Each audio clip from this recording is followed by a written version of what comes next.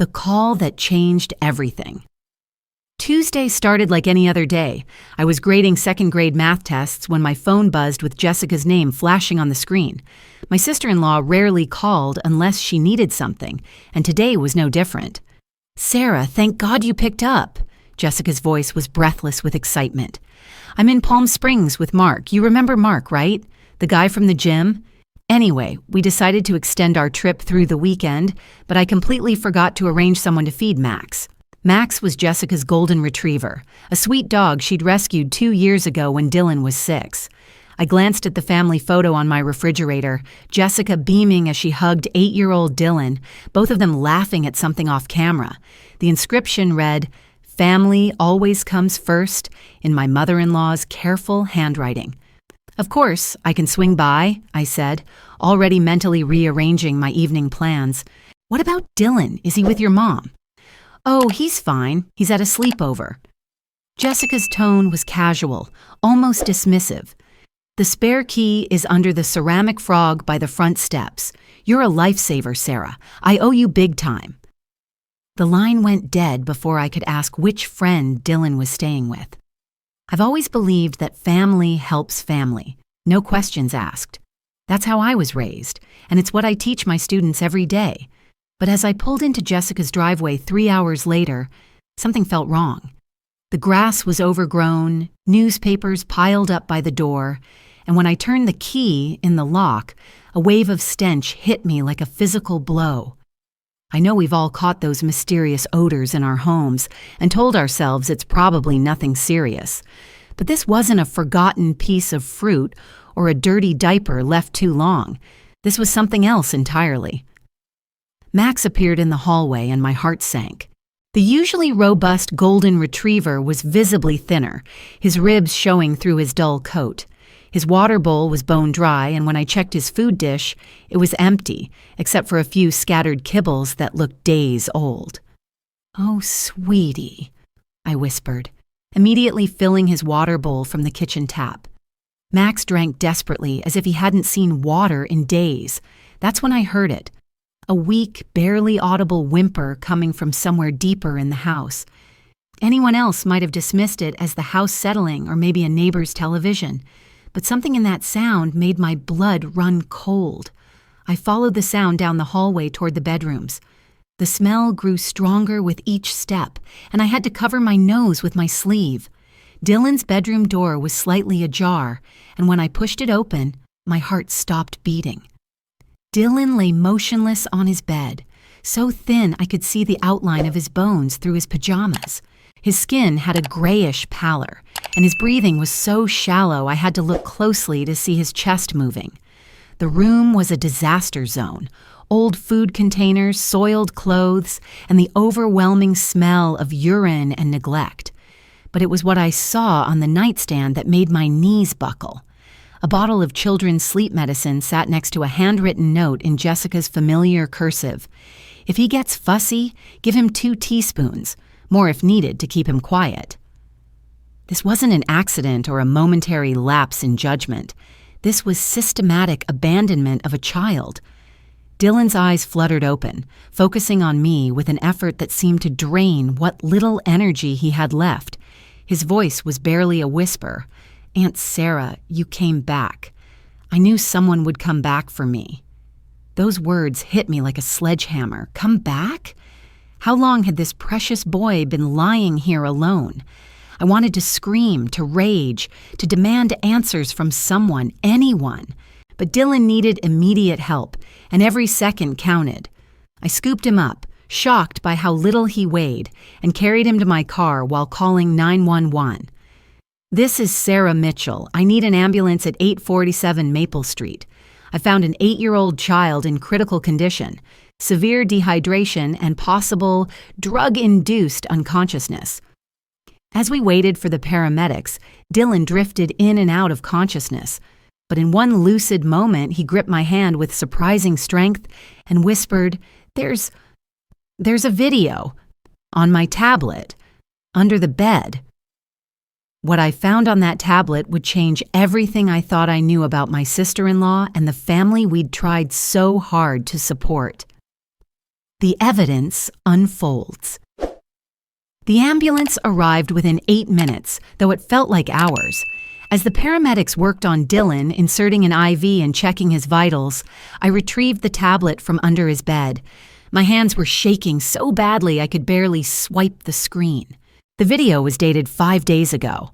The timestamp showed 11:47 p.m., and the camera angle suggested Dylan had hidden the tablet behind some books on his shelf. The footage was grainy, but the audio was crystal clear. Jessica appeared on screen, moving around Dylan's room with methodical efficiency. She filled a cup with water, measured out medication, and approached the bed where Dylan was already lying down. "Drink this, Dylan, all of it." "But Mommy, I'm not sleepy. Can't I stay up and watch TV with you?" "No, Mark is coming over and he doesn't like noise. You need to sleep until I tell you to wake up." "When will that be?" Jessica's voice was cold, matter-of-fact. "When I get back from my trip. Maybe 4 days, maybe a week. Depends on how things go with Mark." My blood turned to ice as I watched Jessica lock Dylan's bedroom door from the outside. She'd left her 8-year-old son locked in his room with nothing but a few crackers, some medication to keep him unconscious, and instructions not to make noise. This wasn't neglect born from exhaustion or mental illness. This was calculated, deliberate child abandonment. The paramedic called out, "We need to transport now. This kid is severely dehydrated and malnourished. Are you the mother?" "I'm his aunt. His mother is out of town." At the hospital, Dr. Patterson pulled me aside after Dylan was stabilized. "Mrs. Mitchell, I need to ask you some difficult questions. Based on Dylan's condition, this appears to be prolonged neglect. Can you tell me exactly how long the child was left alone?" I showed him the video. Dr. Patterson's expression grew darker with each second that passed. "We're required to report this to Child Protective Services immediately. This boy is lucky to be alive." As if on cue, my phone rang. Jessica's name appeared on the screen, and for a moment I considered letting it go to voicemail, but I needed to hear what excuse she'd fabricated. "Sarah, how's Max doing? I hope he wasn't too much trouble." Her cheerful, carefree tone made me want to throw my phone against the wall. "Jessica, where is Dylan?" "I told you, he's at a sleepover. Why?" "He's in the hospital. I found him unconscious in his bedroom, locked in with a note about giving him sleep medication." The silence stretched for 10 seconds. When Jessica spoke again, her voice had completely changed. "You went into Dylan's room." "Sarah, that's an invasion of privacy. Dylan is fine. He's just a heavy sleeper, and sometimes he needs a little help settling down." "A little help?" "Jessica, he was dying. The doctors said another day, and we might have lost him." "You're being dramatic. Dylan is fine, and you had no right to call an ambulance without my permission." That's when I realized the full extent of Jessica's delusion. She genuinely believed that drugging her child into unconsciousness and abandoning him for days was acceptable parenting. "I'm driving back tonight," Jessica said, her voice now sharp with anger. "And when I get there, you better have a good explanation for this overreaction." She hung up before I could respond. An hour later, Ms. Rodriguez from Child Protective Services arrived. She was a woman in her 50s with kind eyes and the weathered look of someone who'd seen too much. "Mr. Mitchell told me you have evidence of the child's situation?" I showed her the video, the medication, and the note. As she watched, her expression grew increasingly grim. "This is one of the clearest cases of willful child endangerment I've seen in 20 years. She said quietly. "That little boy could have died." "What happens next?" "We'll place Dylan in protective custody pending an investigation. The mother will be arrested when she returns. But Mrs. Mitchell, I need you to know, this case will likely go to court, and you'll be called as the primary witness." I looked through the hospital room window at Dylan, hooked up to IVs and monitors, finally sleeping peacefully for what might be the first time in weeks. The choice was clear. Whatever it takes to keep him safe. But I had no idea that Jessica's return would bring revelations that would shake our entire family to its core, or that Dylan's video had captured something even more disturbing than what we'd already discovered. The pattern emerges. Jessica arrived at the hospital at 2 a.m., and I'll never forget the performance she put on. She burst through the doors like a distraught mother, tears streaming down her face, demanding to know why no one had called her sooner. "My baby. What happened to my baby?" she sobbed, rushing toward Dylan's room. The nurses and doctors who hadn't seen the evidence were initially sympathetic. Jessica looked the part, young, attractive, genuinely distressed. If I hadn't known better, I might have believed her act too, but Ms. Rodriguez was waiting. "Miss Hartwell, I'm with Child Protective Services. We need to talk." Jessica's tears dried up instantly. "About what? This is clearly a misunderstanding." "We have video evidence of you deliberately medicating your son and locking him in his room before leaving for an extended trip." I watched Jessica's mind work, calculating her options. Her expression shifted from grief to confusion to righteous indignation in a matter of seconds. "Sarah showed you that? She had no right to go through Dylan's personal belongings. That's an invasion of privacy. Ma'am, your son was found unconscious and severely malnourished. We have documented evidence of deliberate abandonment." Dylan is just dramatic. He's always been difficult. He doesn't eat enough. He doesn't sleep well. He makes up stories for attention. I've been struggling as a single mother to manage his behavioral issues. It was masterful, really. Jessica had turned herself into the victim and Dylan into a problem child who couldn't be trusted.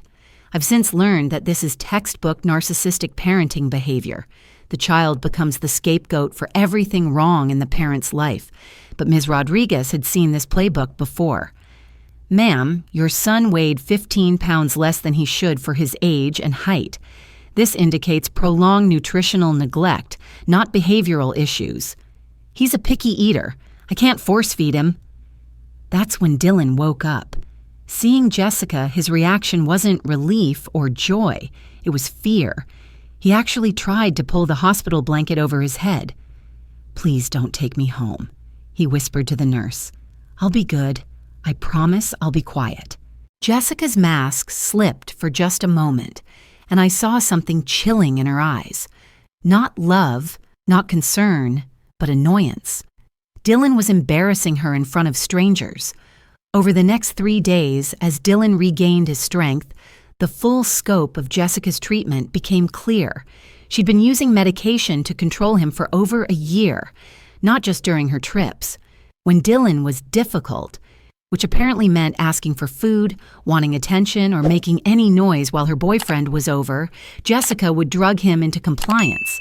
The pattern was systematic.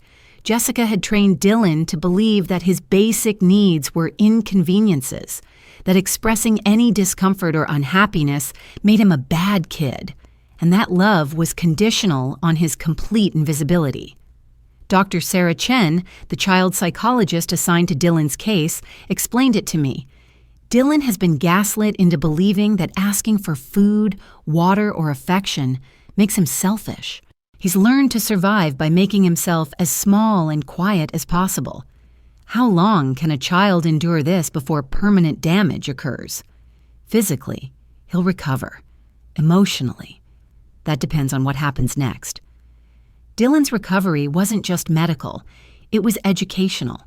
He had to relearn that it was okay to ask for things, that his needs mattered, that adults were supposed to take care of children, not the other way around. On his 4th day in the hospital, Dylan drew me a picture. It showed a house with 3 figures, a man, a woman, and a small boy. Above it, in careful 8-year-old handwriting, he'd written, "My new family? Who are these people, sweetheart? That's you and Uncle Tom and me. Could I live with you? I promise I'll be really, really good. I won't ask for food unless you offer it, and I'll stay in my room when you have guests." Those words broke my heart. This child had been trained to negotiate for basic human decency. Meanwhile, Jessica's lawyer was building her defense. She'd found 3 character witnesses who would testify that she was a devoted mother overwhelmed by a difficult child. Her strategy was to paint Dylan as mentally unstable, prone to lying, and possibly dangerous. The preliminary hearing was scheduled for the following week. Ms. Rodriguez warned me that Jessica's legal team would attack my credibility, question my motives, and try to frame my intervention as an overreaction by a childless woman who didn't understand the challenges of single motherhood. "Are you prepared for that, Mrs. Mitchell?" I looked at Dylan, who was finally starting to smile again, who was beginning to believe that adults might actually care about his well-being. "Bring it on." But what I discovered next would prove that Dylan's case wasn't isolated. Jessica had a history that no one in our family knew about, and the legal system had failed this little boy long before I found him in that room.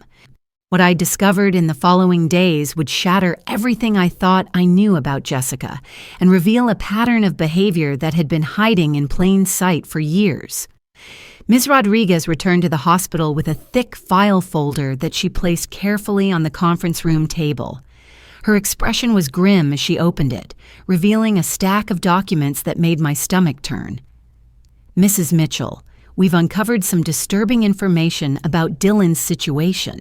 This isn't the first time concerns have been raised about Jessica's parenting."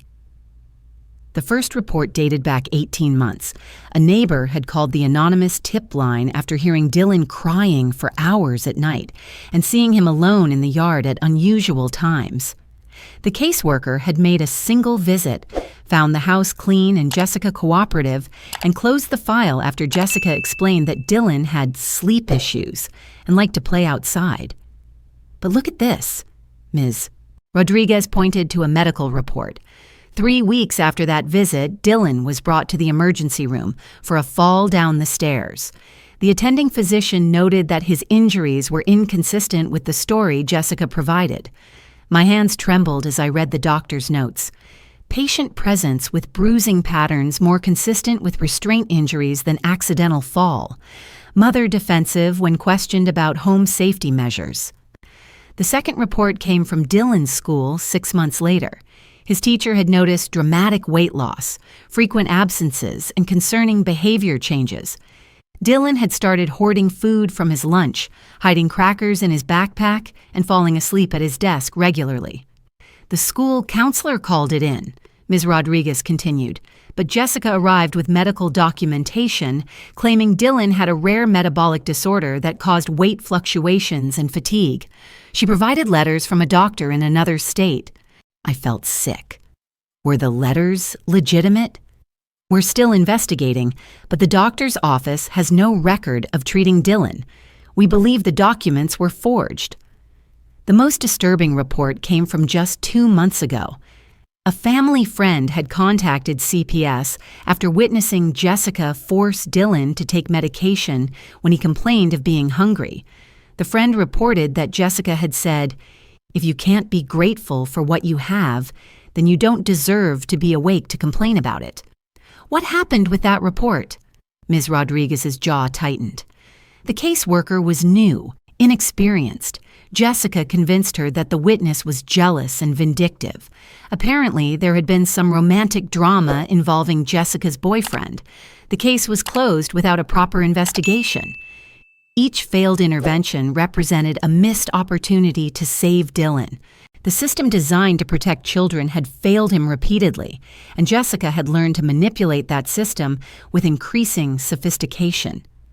"There's more," Ms. Rodriguez said quietly. "We've been in contact with CPS offices in 3 other states where Jessica previously lived. Similar reports were filed in Colorado and Arizona. She has a pattern of moving when investigations get too close." The timeline was chilling. Jessica would establish herself in a new community, present herself as a struggling single mother deserving of sympathy and help, and gradually isolate Dylan while building a network of supporters who would defend her if questions arose. Dylan's survival instincts had developed over years of systematic abuse. He'd learned to hide food because he never knew when his next meal would come. He'd learned to make himself invisible because any attention might result in punishment. Most heartbreaking of all, he'd learned to apologize for existing. During one of my visits, Dylan looked up from a coloring book and asked, "Aunt Sarah, am I expensive?" "What do you mean, sweetheart?" "Mommy says kids are expensive, and that's why she can't afford to feed me sometimes. If I'm less expensive, maybe she'll want to keep me." I had to excuse myself to cry in the hallway. This 8-year-old boy had internalized the message that his basic needs were financial burdens too heavy for his mother to bear. Dr. Chen explained that Dylan's psychological adaptation to abuse was both remarkable and tragic.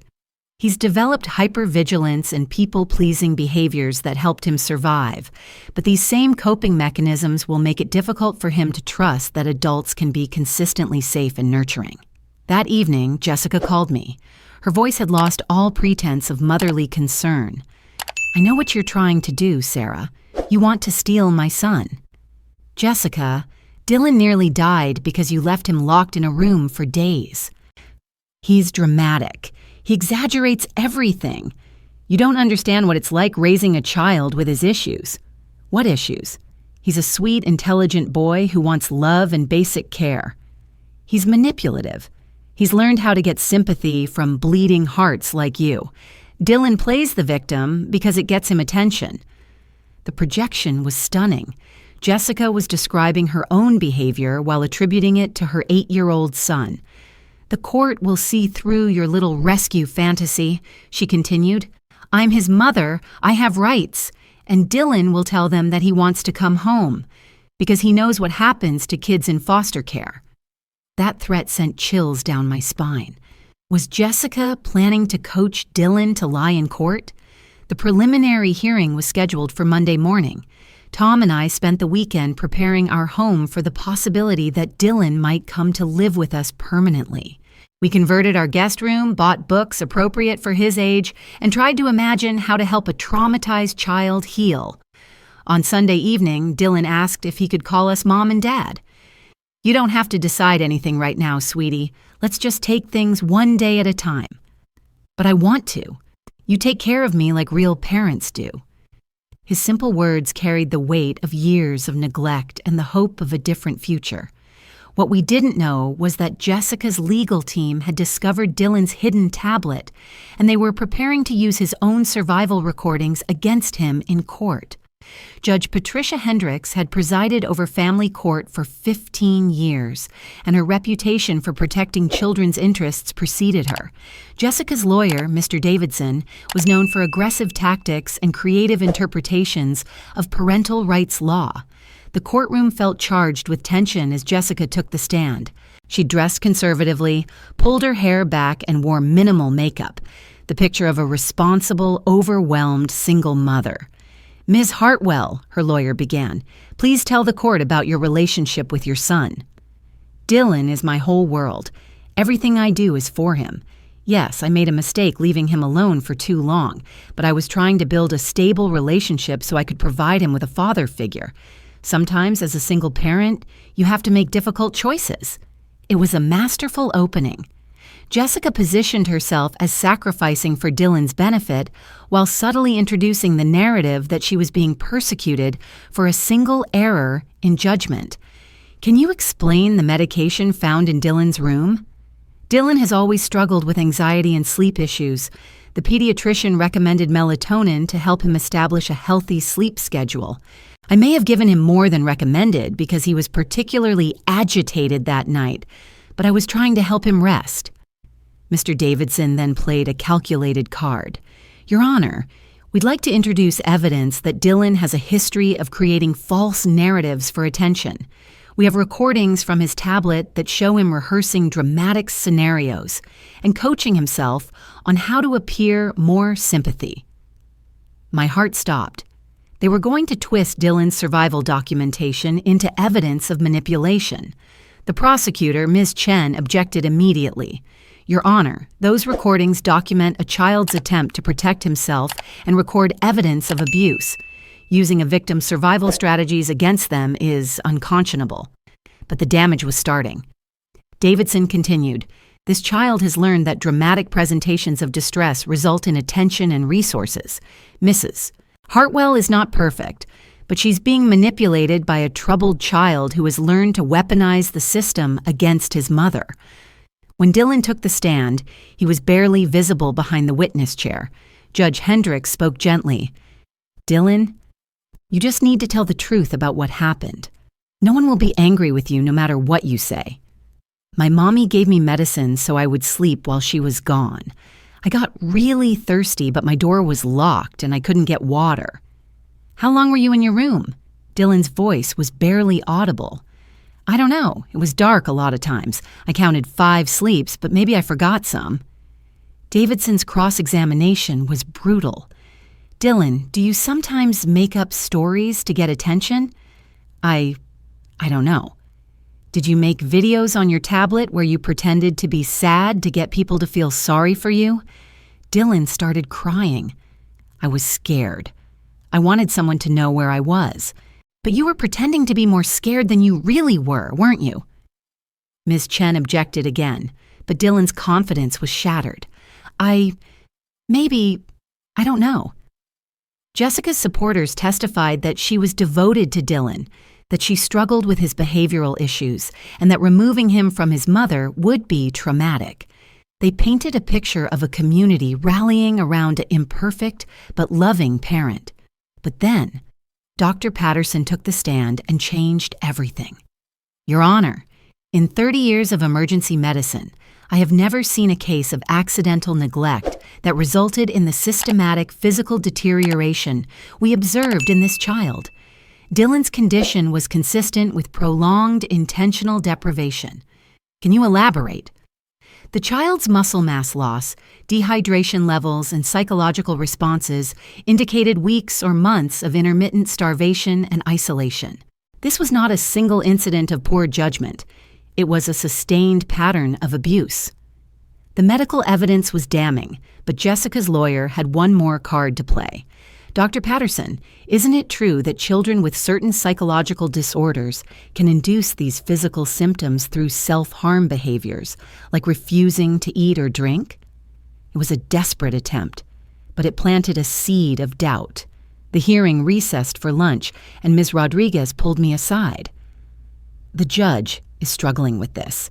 Jessica's team has created enough reasonable doubt about Dylan's credibility that she might order family reunification services instead of terminating parental rights." "What does that mean?" "Dylan goes back to Jessica under court supervision, with mandatory counseling and home visits. It sounds reasonable, but it puts him right back in danger." That afternoon, Dylan had a panic attack in the courthouse bathroom. The stress of testifying, being questioned about his truthfulness, and facing the possibility of returning to Jessica had overwhelmed his fragile recovery. As I held him while he hyperventilated, I realized that this legal process was re-traumatizing him. The system meant to protect children was forcing an 8-year-old to defend his own abuse, while his abuser sat 20 feet away planning his return to her control. "I don't want to go back," he whispered. "Please don't make me go back." But the decision wasn't mine to make. It belonged to Judge Hendricks, who would weigh the testimony, evidence, and legal precedents to determine Dylan's fate. What none of us knew was that Jessica had made a critical mistake, one that would unravel her entire defense and reveal the true depths of her calculated cruelty. The revelation came from an unexpected source. Mark, Jessica's boyfriend, who had been conspicuously absent from the trial proceedings. Ms. Rodriguez received a call that evening from a man claiming to have information about Dylan's case. Mark had driven straight from Palm Springs to the courthouse after watching news coverage of the trial. "I need to tell someone what really happened," he said, his hands shaking as he spoke. "I can't let that kid go back to her." What Mark revealed would prove that Dylan's abandonment wasn't impulsive desperation. It was cold, calculated planning with an even darker purpose. "Jessica told me she was done being a mother," Mark said, his voice barely steady. She said Dylan was ruining her life and preventing her from having a real relationship. She'd been researching boarding schools, foster systems, anything to get rid of him permanently. Ms. Rodriguez leaned forward. What about the medication? The locked door? That was her trial run. She wanted to see if she could make Dylan disappear without anyone noticing. She told me that if this weekend worked, if no one checked on him, she'd found the perfect solution. The blood drained from my face. What do you mean, perfect solution? She was planning to leave him alone for longer periods until someone else called social services, or until... Mark couldn't finish the sentence. Until what? Until the problem solved itself. Jessica had been conducting an experiment in child abandonment, testing how long she could leave Dylan without intervention. Each successful abandonment would become longer, more dangerous, until eventually Dylan would either be removed by the system or die of neglect. Either outcome would free Jessica from the burden of motherhood. "Why are you coming forward now?" Ms. Rodriguez asked. "Because I watched her in that courtroom today. She's not a grieving mother who made a mistake. She's angry that her plan got interrupted. She kept texting me during breaks asking if I thought Dylan would learn to keep his mouth shut if he came home." Mark provided text message evidence that destroyed Jessica's defense. Messages like, "One way or another, I'm done being responsible for him," and "Kids die from accidents all the time. Everyone would understand what a tragedy it was." The most damning text was sent the morning I found Dylan. "If something happens while I'm gone, at least I'll be surrounded by witnesses who know I was nowhere near him." Jessica had created an alibi for Dylan's death. Judge Hendricks called an emergency hearing for Wednesday morning. This time, Jessica's composure cracked when confronted with Mark's testimony and the text messages. "Those messages were taken out of context," she screamed. "Mark is lying because I broke up with him." But her reaction revealed everything. The mask of concerned motherhood fell away, leaving raw narcissistic rage at being exposed. "Dylan has been nothing but problems since the day he was born," she continued, oblivious to how her words sounded in a courtroom. "I was 18 when I had him. I never wanted to be a mother. I've sacrificed everything for him, and this is how he repays me?" Her lawyer tried desperately to control the situation, but Jessica was beyond reason. "You want to know the truth? I left him there hoping someone would finally see what a burden he is and take him off my hands permanently. I'm tired of pretending to be Mother of the Year when he's destroyed my entire life." The courtroom fell silent. Jessica had just confessed to deliberately endangering her child with the intent to permanently rid herself of parental responsibility. Judge Hendricks didn't need to deliberate. "Ms. Hartwell, your parental rights are hereby terminated effective immediately. Dylan will be placed in protective custody pending permanent placement arrangements." Jessica's scream of rage echoed through the courthouse. "He's not worth it. None of this is worth it. I hope you're all happy. You've destroyed my life for a kid who'll probably end up in jail anyway." Security escorted her from the building as she continued screaming about how Dylan had manipulated everyone and ruined her chances at happiness. Dylan, who had been in a separate waiting room, heard none of Jessica's final outburst. When Ms. Rodriguez explained that he would never have to go back to his mother, his response was heartbreaking in its simplicity. "Does this mean I can eat dinner every day now?" That evening, as Tom and I tucked Dylan into his new bed in our home, he asked one final question that would stay with me forever. "Do you think my mommy will ever learn to love me?" I chose honesty over comfort. "Some people aren't able to love the way they should, Dylan, but that's not because of anything you did wrong. And you're going to be surrounded by people who love you exactly as you are." He nodded thoughtfully, then smiled.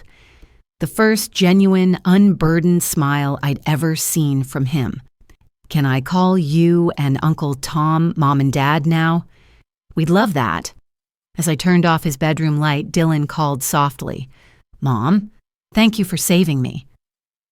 But he was wrong. Dylan had saved himself through impossible courage and resilience. We just provided the safe harbor he'd been desperately seeking his entire short life. The boy who had survived years of systematic abuse, who had documented his own endangerment, and who had found the strength to trust adults one more time, had finally found his way home.